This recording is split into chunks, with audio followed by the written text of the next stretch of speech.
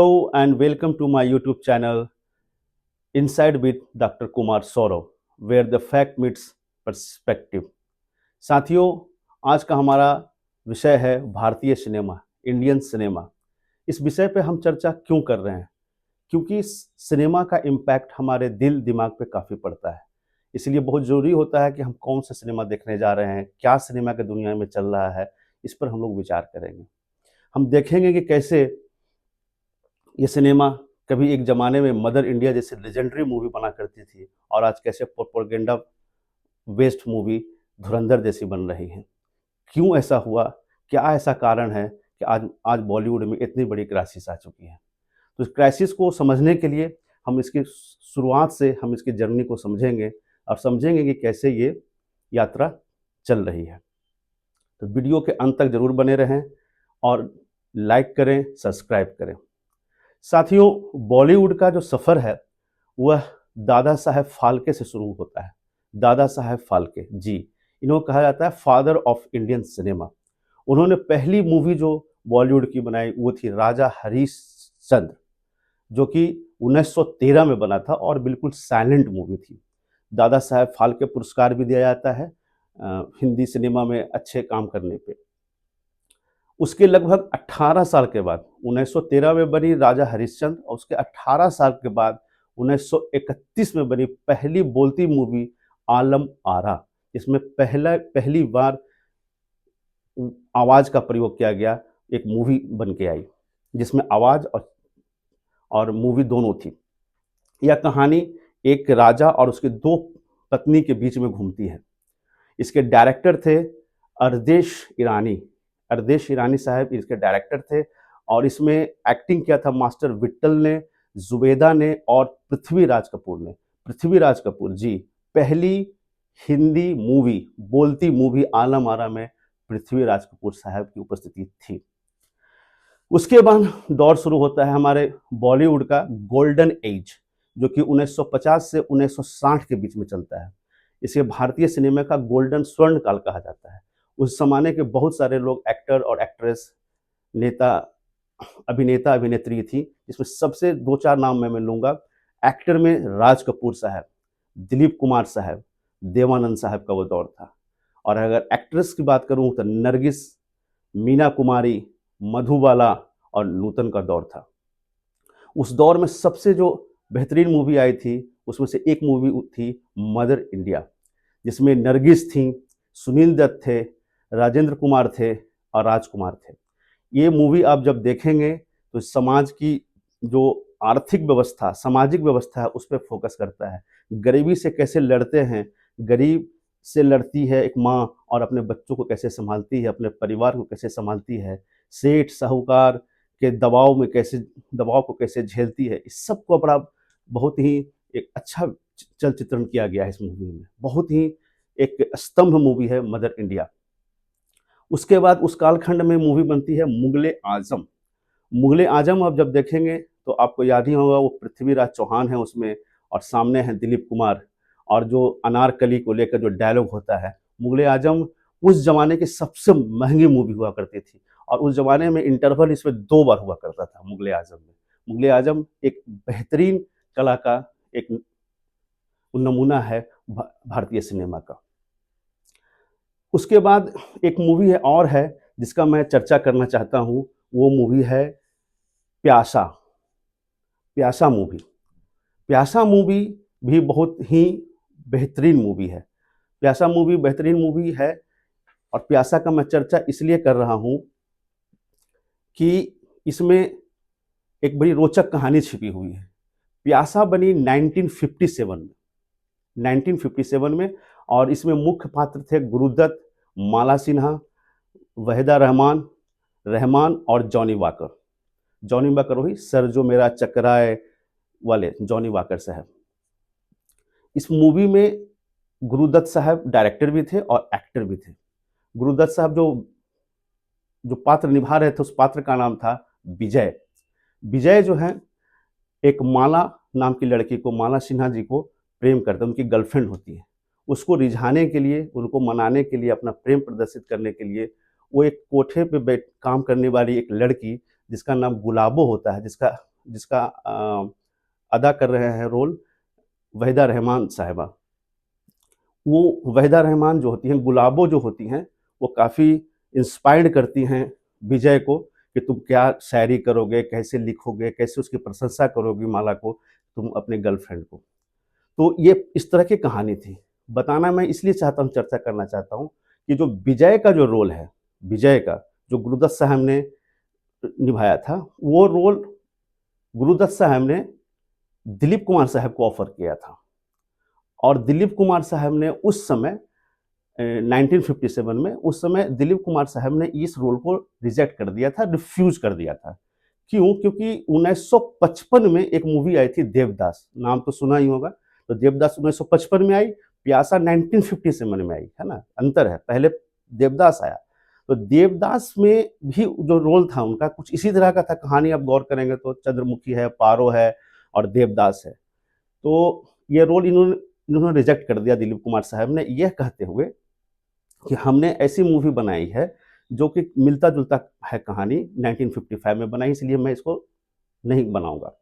बाद के कई साल बाद बीत जाने के बाद दिलीप कुमार ने कई इंटरव्यू में कहा कि मेरे जीवन का ब्लंडर था ये रिफ्यूज़ कर देना। उनको एहसास हुआ कि नहीं, ये हमें रिफ्यूज़ नहीं करना चाहिए। ये बड़ी रोचक कहानी है। एक मूवी आती है आवारा। आवारा मूवी बहुत ही क्लासिकल मूवी है। आवारा मूवी में पृथ्वीराज कपूर साहब हैं जो कि एक जज का रोल करते हैं और हमारे राज कपूर साहब हैं जो एक चोर का रोल अदा करते हैं।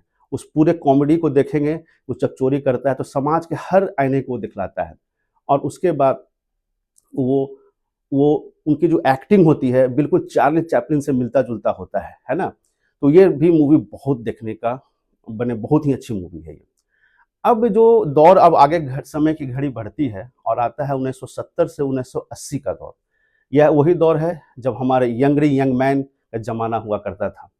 ये वही दौर है जो जिस दौर में अमिताभ बच्चन, राजेश खन्ना, धर्मेंद्र, शत्रुघ्न सिन्हा, शशि कपूर और मेरे बहुत फेवरेट उस दौर के हैं अमोल पालेकर साहब, है ना? और अगर अभिनेत्री की बात करें तो हेमा मालिनी, जीनत अमान, प्रवीण बॉबी, रेखा और जया बहादुरी जी उस समय के लेजेंडरी अभिनेत्रियाँ रही हैं और रेखा तो हैं ही जी। उस ज़माने में अगर हीरो की बात करें तो अमोल पालेकर साहब का मैं बहुत बड़ा फ़ैन हूँ। उस उनकी मूवी आई थी गोलमाल, गोलमाल है जी सब गोलमाल है। वो मूवी में उस मूवी में वो दिखलाते हैं व्यंग्यात्मक रूप से कैसे भ्रष्टाचार है, सब कुछ पे वो बात करते हैं। उस दौर में एक मूवी आई थी जॉनी मेरा नाम, 2 भाइयों का बिछड़ने की कहानी है। बहुत अच्छी मूवी है, बहुत देखने लायक मूवी है। देवानंद और हेमा मालिनी है उसमें, जॉनी मेरा नाम। उस समय एक मूवी आई थी आनंद, ये ज़िंदगी कैसी ये पहेली हाय, उसमें गाना है, उनको कैंसर होता है वो और अमिताभ बच्चन डॉक्टर होते हैं, आनंद मूवी उसी कालखंड का है। उस समय एक मूवी आई थी जो सबसे लेजेंडरी थी, दीवार, मेरे पास माँ है, ये डायलॉग सुने होंगे, वो दौर चल रहा है दीवार। दीवार में जो वो गुस्सा जो दिखता है अमिताभ बच्चन की आँखों में, वो महसूस करने लायक चीज़ है। फिर एक बार उस दौर में एक और सबसे बहुत अच्छी मूवी है, जिसका ज़िक्र करना बहुत ज़रूरी है, वो है अमर अकबर एंटोनी। कितनी बेहतरीन मूवी है, आप कभी देखेंगे तो आपको बहुत अच्छा लगेगा। उसमें कादर खान साहब का उसमें लिरिक्स को देखिएगा, जो उसमें डायलॉग्स लिखे हैं वो कादर खान साहब का लिखा हुआ बहुत अच्छा है। और सबसे बड़ी बात 1970 से 1980 का दौर, ये जो गो दौर चल रहा है उस और इस मूवी का आप नाम ना लें तो पूरा ही नहीं हो सकता, वो है शोले। शोले का हर शख्स अपने आप में लेजेंड है। चाहे वो 2 मिनट का रोल किया हो, चाहे वो 10 मिनट का रोल किया हो, चाहे वो कितना लंबा ही पात्र क्यों ना हो। सारे के सारे पात्र अ, बहुत ही लेजेंडरी हैं। शोले के जय और वीरू, जिसमें वीरू धर्मेंद्र पाल जी कुछ दिन पहले ही हमारे बीच दुनिया में नहीं रहे। उसके बाद दौर आता है 1990 का दौर। 1990 से लेके आज मैं 2014 तक की बात करना चाहता हूँ। ये दौर हमारा दौर है, जब हम मूवी क्या करते थे, स्कूल से भाग के पैसे कहीं से जुगाड़ के दोस्तों के साथ सिनेमा देखने जाते थे, है ना? 1990, 95, 99, 2000, 2001, 3 ये जो दौर चल रहा है। इसमें अगर हीरो की बात करें तो सबसे जाहिर सा बात है शाहरुख खान, आमिर खान, सलमान खान, अक्षय कुमार, तमाम बड़े बड़े कलाकार इसमें हैं। अगर एक्ट्रेस की बात करें तो माधुरी दीक्षित, काजोल, तब्बू, मनीषा कोइराला, जूही चावला, है ना, ये सब लेजेंडरी नाम है। संजय दत्त हीरो में, नाम बहुत लंबे चौड़े हैं, बहुत हैं, लेकिन मैं एक मोटा मोटी बोल रहा हूँ। इस दौर की अगर अच्छी मूवी को अगर के लिस्ट बनाए तो मेरे लिस्ट में आता है साजन। एक से एक गाना है इसमें, साजन, बाजीगर, हम आपके हैं कौन, दिलवाले दुल्हनिया ले जाएंगे, कुछ कुछ होता है, सत्या, मुन्ना भाई एमबीबीएस, हम तुम, और नायक नहीं खलनायक हूं मैं, खलनायक। ये क्या दौर है, सुभाष घाई का दौर चल रहा है, सोमैन ऑफ द इंडिया कहा जाता है, राम लखन, वो अंडा चुराता है और अमरीश पुरी रहते हैं ना, तो देखने में कितना इंटरटेनिंग है। आज भी उसमें व्यंग है, उसमें सब कुछ है। तो एक दौर ये चला जिसमें हम लोग अब सिनेमा थिएटर से शिफ्ट कर रहे हैं पीवीआर्स की तरफ, है ना, और पीवीआर में ये सब मूवी देख रहे हैं। उसके बाद आता है एक समय, जून 2014, और देश को प्रधानमंत्री मिलते हैं श्री नरेंद्र दामोदर दास मोदी। एनडीए की सरकार बनती है और अमृतकाल का दौर चालू होता है। जाहिर सा बात है, इस अमृतकाल में सब कुछ जब डोटरेट किया तो मूवी भी डोटरेट करेगी। तो हुआ क्या कि आपको जैसे मैंने पहले ही बोला था कि ये जो होता है, मूवी हमारे समाज का आईना होता है, हमारे मन मस्तिष्क का आईना होता है, और मूवी हमारे समाज और हमारे व्यक्तिगत चीज़ों को और हमारे समाज की चीज़ों को मूवी दिखाती है। मूवी कुछ जो दिखाती है उसका असर हम पे भी पड़ता है। तो दोनों से एक बायलैटरल रिलेशन बना हुआ है, मूवी से और मूवी देखने वालों से। तो बीजेपी और आरएसएस सबसे पहले आपका मन मस्तिष्क को कब्जा करने के लिए क्या करेगी? सबसे पहले सिनेमा को पकड़ेगी। तो कैसे करे भाई? यहाँ तो एक से एक कंटेंट क्रिएटर हैं, एक से एक क्रिएटिव लोग हैं, बोलने वाले लोग हैं, लिबरल लोग हैं, है ना? सबसे बड़ी बात, लिबरल लोग भी हैं वहाँ पे बहुत ज़्यादा, है ना? और बहुत सेकुलर मिजाज का होता है बॉलीवुड। बॉलीवुड में मतलब रेडिकलमपन चलता ही नहीं है। तो अब उसको कब्जा करना था। तो कब्जा करें तो कैसे करें? कब्जा करें तो कैसे करें? तो कैसे करें कब्जा उस पे? तो इसके लिए बीजेपी आरएसएस ने काम करना शुरू किया। तो क्या किया? आपको याद होगा महाभारत आप देख रहे थे, महाभारत। महाभारत में एक युधिष्ठिर हुआ करते थे, है ना? उनका नाम है गजेंद्र चौहान। तो गजेंद्र चौहान एक तरह से आज के तारीख में मैंने बी ग्रेड या सी ग्रेड लेवल का एक्टर है ना? एक कालखंड था कि उसमें युधिष्ठिर में काम किया तो सब लोग जानने लगे उसको। तो गजेंद्र चौहान को उन्होंने पकड़ा और उसको film and telecom institute of India का चेयरमैन डायरेक्टर बनाया उसको। इस पे काफ़ी हंगामा हुआ, और काफ़ी हंगामा होने के बाद काफ़ी चेंजेस आए उसके सिस्टम में। देखिए, एक मिनिस्ट्री के अंडर होता है ना बॉलीवुड भी। बॉलीवुड के अंदर इन्वेस्टमेंट होता है, बॉलीवुड के अंदर एक कला संस्कृति मंत्रालय भी इन्वॉल्व होता है। तो एडमिनिस्ट्रेटिव चीज़ों को पकड़ पाया। उसके बाद जो हीरो हीरोइन है उस पर कब्जा करने की कोशिश किया। कैसे?